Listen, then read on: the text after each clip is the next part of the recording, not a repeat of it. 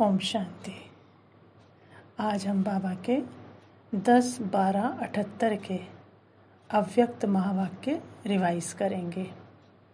Heading में बाबा ने कहा, विस्तार को ना देख, सार अर्थात बिंदु को देखो। बाबा कहते, सदा एक लक्ष्य हो कि हमें दाता का बच्चा बन सर्वात्माओं को देना है, ना कि लेना है। यह करें तो मैं करूं, नहीं। बाबा कहते, हर एक दातापन की भावना रखे तो सब देने वाले अर्थात संपन्न आत्मा हो जाएंगे, और जो संपन्न आत्मा होगी वो सदा तृप्त आत्मा जरूर होगी।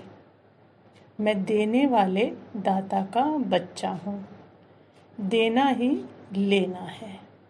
बाबा के महावाक्य क्या हैं? बच्चे, देना ही लेना है, जितना देना उतना लेना है।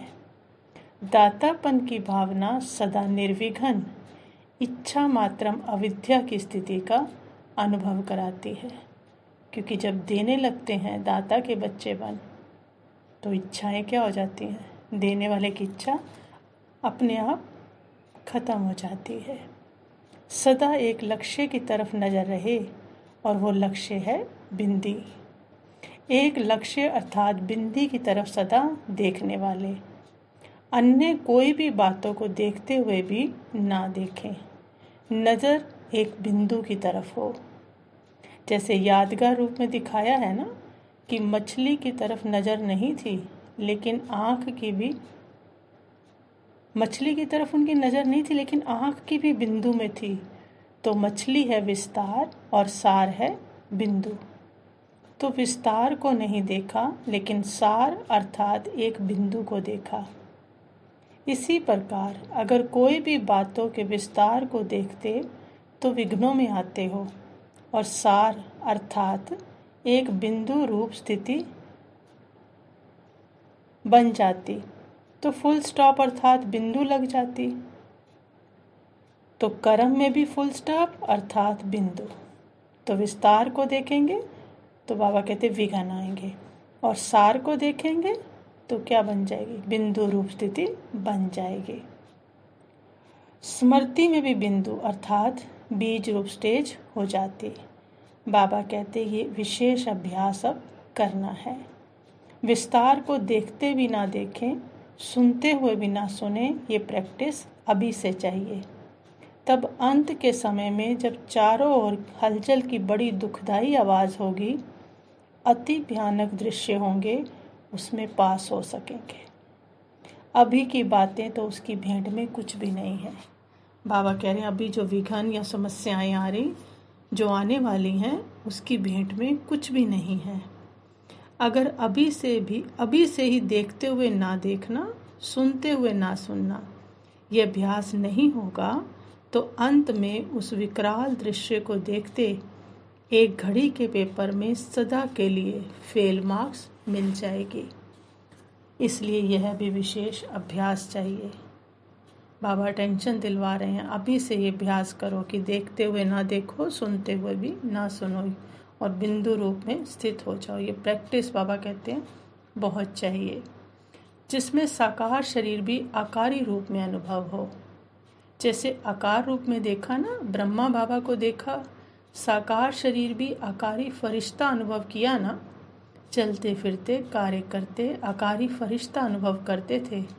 शरीर तो वही था ना, लेकिन स्थूल शरीर का भान निकल जाने के कारण स्थूल शरीर होते हुए भी आकारी रूप अनुभव करते थे। तो ऐसा अभ्यास आप सबका हो, बाप समान अभ्यास सबका हो। कर्मेंद्रियों द्वारा कर्म होता रहे, लेकिन मनसा शक्ति द्वारा वायुमंडल शक्तिशाली, स्नेह संपन्न, सर्व के सहयोग के वाइब्रेशन का फैला हुआ हो। जिस भी स्थान पर जाएं तो ये फरिश्ता रूप दिखाई दे। कर्म कर रहे हैं, लेकिन एक ही समय पर कर्म और मनसा दोनों सेवा का बैलेंस हो।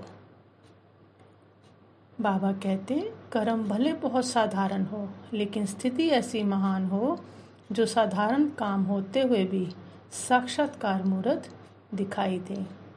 कार्य साधारण और स्थिति अति श्रेष्ठ। तो चलते फिरते इष्ट देव या देवी का साक्षात्कार स्पष्ट दिखाई देगा। बाबा कहते, लेकिन आपका पूज्य देवी या देवता रूप या फरिश्ता रूप देखें, लेकिन ये होगा कब? जब आप सबका पुरुषार्थ देखते हुए ना देखने का हो।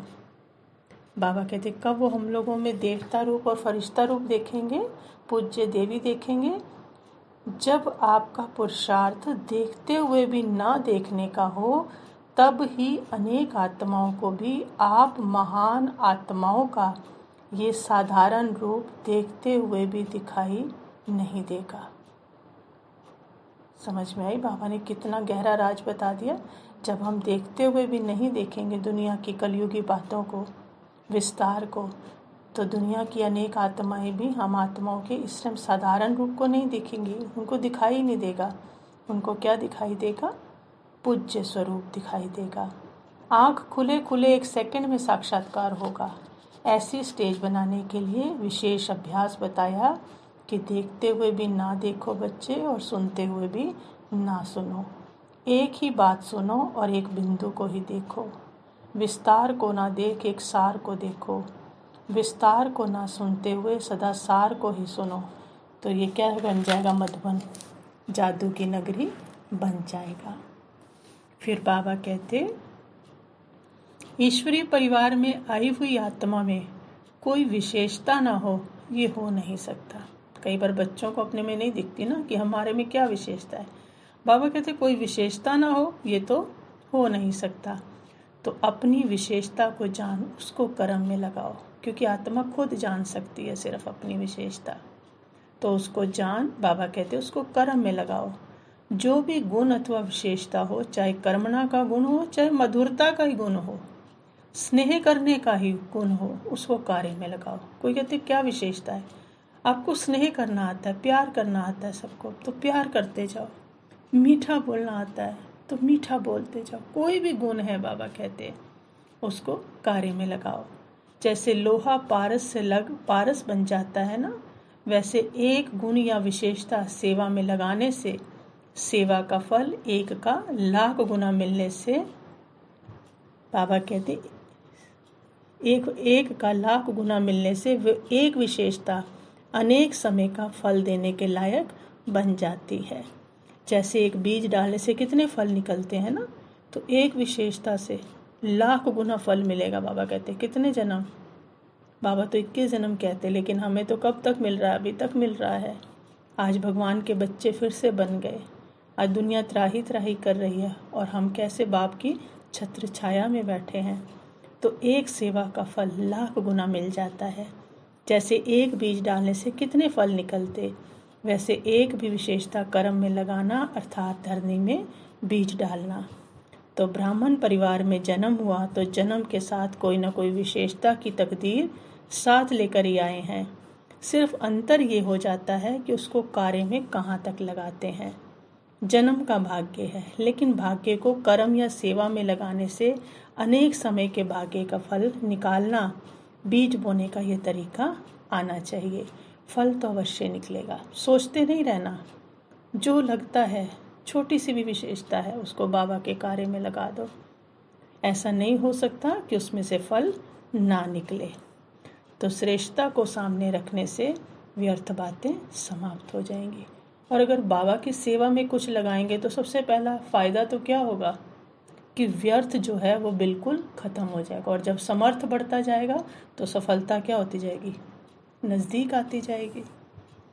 फिर वरदान दिया बाबा ने, माया के विकराल रूप के खेल को साक्षी होकर देखने वाले माया जीत भव।